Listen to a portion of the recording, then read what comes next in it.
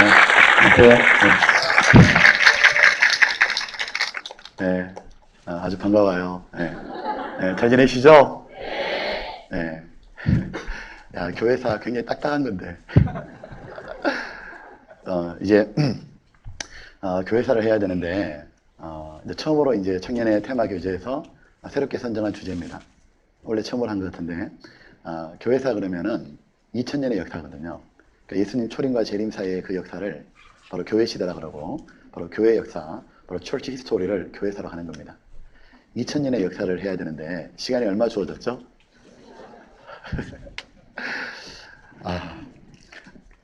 어떻게 할까? 그게 굉장히 고민되는 거예요. 이제 2000년의 역사를 2시간에 딱 주어졌는데, 짧게 끝내야 되기 때문에 집중하는 게 필요할 것 같습니다. 근데 알다시피 원래 역사라는 것은 지루할 수도 있고 딱딱할 수도 있는데 좀 걱정은 되지만 워낙 들으시는 분들이 뛰어난 분들이기 때문에 혼수 상태 이르지 않고 네, 잘 들을 거라고 믿습니다. 네. 같이 기도하겠습니다. 네.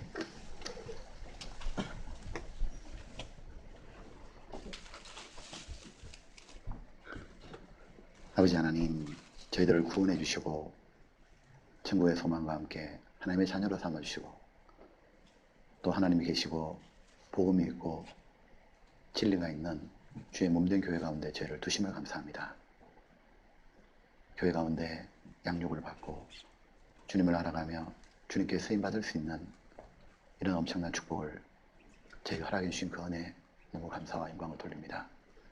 우리가 무엇이라고 아무것도 내세울 것이 없고 아집과 교만으로 뭉쳐있던 저희들을 불러주시고 진리 가운데로 인도해 주시는지요. 주님, 이 주님의 몸된 교회 가운데 있는 우리 청년들 이번 교회 역사를 배우는 가운데 얼마나 소중한 존재인지를 깨닫게 해주시고 믿음의 선배들처럼 그러한 삶을 살 수 있는 결심할 수 있도록 도와주시고 축복하여 주옵소서. 아버지 하나님, 이 귀한 시간을 성령의 감동감으로 채워지기를 소원합니다. 우리 모두의 마음속에 주님을 심어주시고 거룩한 결단을 위대한 결심을 할 수 있도록 도와주시옵소서. 주 예수님 이름으로 기도드렸습니다. 아멘. 네, 성경 찾겠습니다. 사도행전 1장입니다.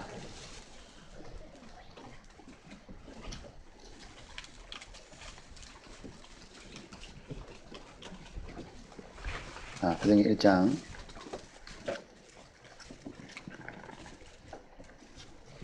그거 없죠?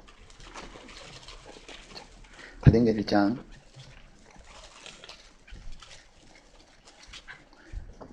8절입니다. 8절 찾으면 같이 한번 읽어보겠습니다. 오직 너희에게 임하시면 너희가 권능을 받고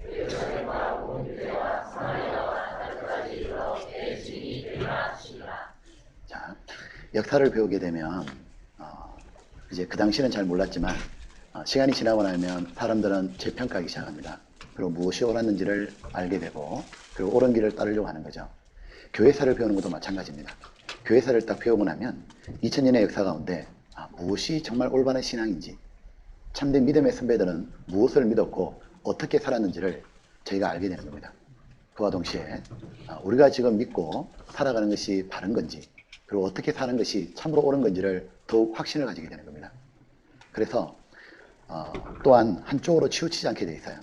2000년 기독교 역사 가운데 쭉 보게 되면 한쪽으로 지나치게 치우치지 않고 좌로나 우로나 가지 않고 오직 진리 가운데로 걸어가는 것이 무엇인지도 알게 되는 거예요. 그래서 2000년 역사, 기독교 역사를 보면서 바로 우리가 앞으로의 미래를 어떻게 살지를 결심할 수 있기 때문에 교회사는 너무 중요한 시간을 할 수 있는 겁니다. 그런데 교회사를 공부하다 보면 무엇을 알 수 있냐면 처음에 조금 잘못 믿은 것이 처음에 그렇게 문제가 되지 않은 것이 시간이 지나가면 크게 문제가 되는 것도 볼 수 있습니다. 진리에 대해서는 조금 더 양보하면 안 된다는 것도 배우게 되는 겁니다. 또한 성경이 얼마나 중요한지도 알게 되고 또 복음의 일꾼들이 얼마나 필요한지도 깨닫게 되는 겁니다. 그리고 우리가 그 복음을 위해서 일꾼이 되어야겠다는 결심할 수 있는 시간이 될 거라고 생각합니다. 보면 먼저 교회가 시작된 것은 여러분들 잘 아시는 대로 예수님이 이 땅에 오시고 십자가에서 죽으시고 바로 구원을 완성하시고 이제 부활 승천하시고 난 다음에 다시 성령이 오순절날 강림하시고 그때부터 이제 구원받은 식구들이 나오고 바로 사도들로 시작해서 복음이 온 세계에 전파된 것, 그것이 바로 교회 시대라고 말하는 거예요. 예수님과 초림과 재림 사이에 교회가 있고 약 2000년의 역사를 지금 가지고 있는 겁니다. 그런데 우리가 이렇게 성경은 하나님이 보시는 인류의 역사라고 시대 구분을 하잖아요. 그것처럼 기독교 역사 2000년 또 시대를 구분할 수가 있게 됩니다. 크게 나누면 7개 시대로 구분할 수 있습니다. 그런데 하나님이 그 7개 시대로 구분을 쉽게 하게 하려고 요한계시록에 7개의 교회를 기록해 두신 겁니다. 이런 요한계시록 2장과 3장에 보게 되면 아시아의 7교회가 나오죠. 지금으로 치자면 터키에 있는 그 7개 교회입니다. 그 당시에 많은 교회들이 존재하고 있는데 왜 하필 하나님은 요한계시록에 아시아의 7개 교회, 에베소부터 스무나 쭉 해서 마지막 라오디가 교회까지 왜 그 7개 교회를 하나님이 선택하셔가지고 실제로 고장 있었던 교회들이거든요. 문제점을 얘기하고 어떻게 살기를 바라시고 쭉 말씀해 주시는데 그 7개의 교회의 특징이 에베소부터 라오디게까지가 마치 기독교 2000년 역사를 보면 시대 순으로 그 특징을 말씀하신 거하고 일치하는 겁니다. 그래서 흔히 첫 번째 시대를 우리가 보통 사도 시대라 말하잖아요. 그 요한계시는 에베소 교회의 모습과 일치하고 마지막 시대의 모습이 라오디게아 교회의 모습과 일치하고 있다고 말하는 겁니다. 자, 시간을 줄이기 위해서 잠깐 화면을 보겠습니다. 세계 교회사 이거 제가 겁니까? 그래서 겁니까? 네. 아시아에 바로 7개의 교회죠. 요한계시에는 7개의 교회고 바로 터키라는 나라에 있는 거죠. 이쪽 지역에 있는 교회입니다. 그러니까 많은 교회가 있는데 특별히 7개의 교회를 뽑았습니다. 시간이 되게 되면 요한계시록 7개 교회는 자세히 읽어보는 게 필요합니다. 우리는 아주 익숙하죠. 많이 배웠죠. 여기 보면 에베소 교회가 나오죠. 네. 그리고 스무나 교회가 나오고 그리고 버가모, 그리고 두아디라, 사대, 필라델비아, 그리고 라오디게아 이런 7개의 교회 모습이 나오는 겁니다. 그런데 순서가 위치에 따라 한 것이 아닙니다. 그런데 왜 이렇게 에베소부터 라오디게아까지 했을까? 나중에 보면 알게 되는 겁니다. 세계 교회사를 딱 보게 되면 7개 시대로 딱 나눌 수 있거든요. 먼저 보면 우리 오늘 배워야 될 게 7개니까 먼저 요 첫 번째 요건 기억하면 좋겠습니다. 사도시대 때 여기 보면 바로 예수님이 돌아가시고 난 다음 성령이 오시고 난 다음부터 약 AD 100년까지 사도들이 살았을 시대를 말하는 겁니다. 근데 이때 모습이 요한계시록에 있는 에베소 교회 모습과 비슷하다 얘기하는 겁니다. 자, 그리고 이제 그 다음이 속사도시대라고 말합니다. 속사도시대는 무엇이냐면 사도들에게 배웠던 분들이 직접 배웠던 분들이 사도의 뒤를 이어서 이을 속자를 쓰는 거예요. 그분들이 이스라엘에서 복음을 전했던 시대에 일반적으로 약 AD 313년까지 약 200년의 기간을 말하는 거예요. 흔히 이 시대를 교부시대라고 말도 하고 흔히 이 시대를 초대교회라고 말하는 겁니다. 흔히들 사도시대 다음에 속사시 초대교회라고 두 개를 합쳐서 초대교회라고 부르기도 합니다. 이때의 모습이 스무나 교회하고 비슷하다 얘기하는 거예요. 여러분 스무나 그러면 딱 떠오르는 이미지가 뭐죠? 칭찬만 있는 게 맞아요. 또 고난을 많이 받았던 교회죠. 경제적으로도 뿐만 아니라 선교도 당했던 하지만 복음이 힘있게 또 그 가운데도 전해졌던 바로 그 스무나 교회의 모습. 바로 사도시대와 속사도시대를 거치면서 이 초대교회 때는 바로 핍박과 순교가 많이 있었던 거예요. 그리고 이제 국가교회 시대라고 나오게 됩니다. 이 모습이 AD 314년부터 590년까지 볼 수 있는데 이때가 무엇이냐면 콘스탄틴 대제가 기독교를 국교로 공인을 딱 하는 거예요. 박해가 딱 끝나는 겁니다. 그러면서 어떤 문제가 생기냐면 순수했던 교회에 변질된 요소들이 들어오기 시작하는 거예요. 그래서 우리가 버가모 교회를 딱 보게 되면 모습이 나오죠. 여러 가지 거짓된 걸 너희가 용납한다고 하고 주님이 책망하는 게 나옵니다. 보면은 좌우에 날성검으로 주님이 쪼개라 그러죠.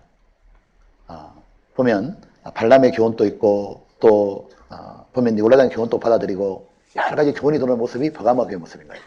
그래서 국가가 교회를 국교로 인정하고 난 다음 겉으로는 편안했지만 속으로 부패해가는 모습이었던 거예요.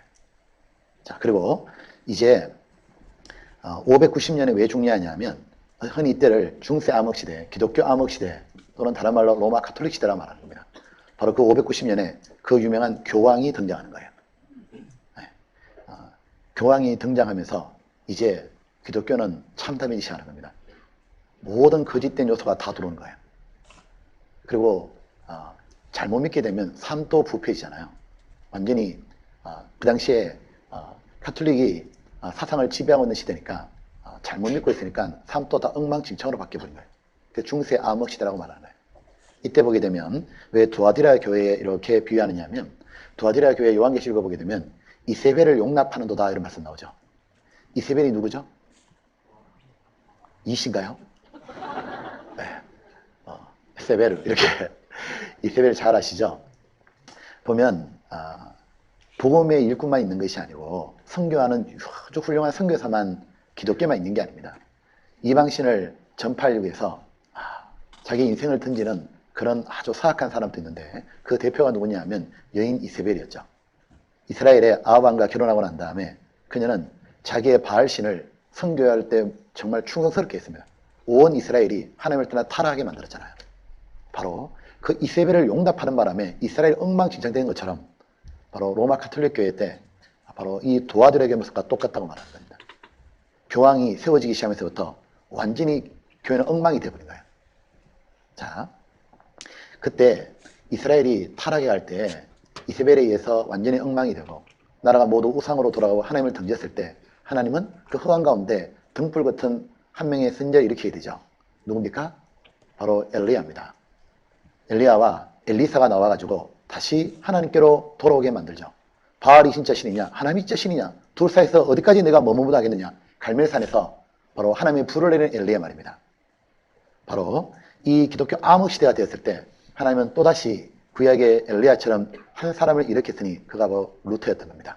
그래서 이 허감을 깨고 바로 진리의 등불을 가져왔던 종교개혁자 루터가 등장하는 겁니다. 그래서 이때를 종교개혁 시대라고 말하는 겁니다. 이 모습이 사도교의 모습으로 나오게 됩니다. 사도교에도 보게 되면 거의 죽은 바 되었다고 그랬거든요. 거의 죽은 바 되었다고. 그런데 더럽히지 않는 몇 명의 사람이 있다고 되어 있습니다. 내가 그 사람을 들어 하나님 일하겠다고. 그게 사도교의 특징이었던 거예요. 기독교가 거의 죽었는데 그때 하나님이 바로 이 복음의 일꾼을 다시 붙잡아서 역사를 펼치신 거예요. 그에 등장했던 인물이 바로 루터고 독일의 루터 그리고 프랑스와 스위스 쪽에 바로 칼빈 이렇게 쭉 등장이 되는 겁니다. 자, 바로 종교개혁이 일어나게 됩니다. 그런데 이때 종교개혁이 일어났지만 완전히 카톨릭에서 벗어나지를 못합니다. 항상 개혁이라는 것은 한 번에 잘 되지 않아요. 오랜 기간 동안 이렇게 축적되어 있던 삶이 있잖아요. 오랜 기간 동안 차곡차곡 눌려있던 것.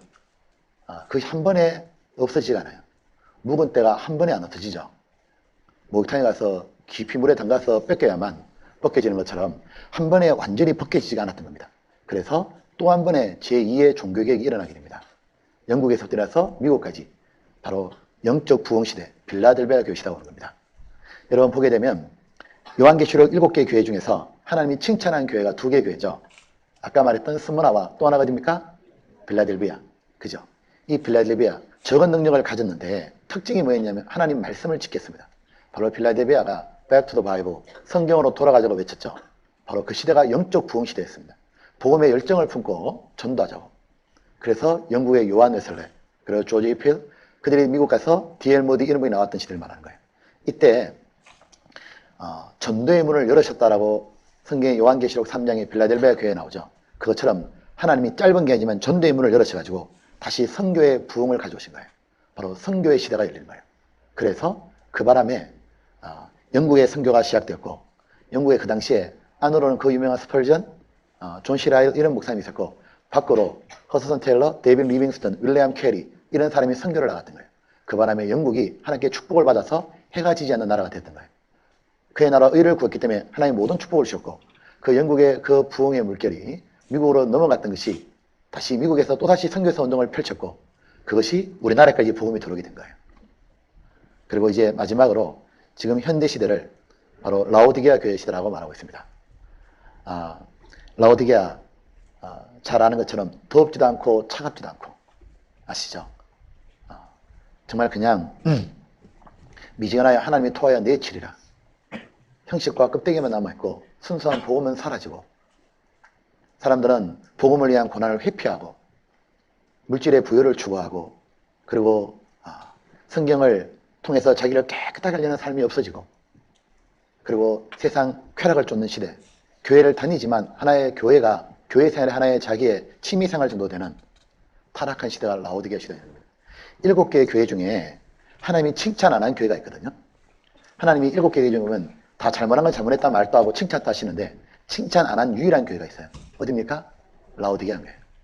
하나님의 토하여 내치리라. 왜냐하면 주님하고는 안 맞는 거예요. 뜨겁든지 차갑든지 하라고. 왜냐하면 주님은 우리를 위해서 뜨거운 피를 흘렸잖아요. 뜨거운 마음을 가지고 뜨겁게 사랑하시는데 주를 왜 뜨겁게 사랑하든지 세상을 향해 차갑게 시체로 죽든지 이것도 아니고 저것도 아니고 한쪽에 세상 한쪽에 하나님께 두 발을 걸친 그 모습 미지근하여 하나님이 사용할 수가 없다는 거예요. 바로 그 모습이 지금의 라오디게아 교회 시대라고 말하고 있는 겁니다. 바로 이 중에 우리 교회가 지금 복음의 등불을 가지고 힘있게 선교를 하고 있는 거예요.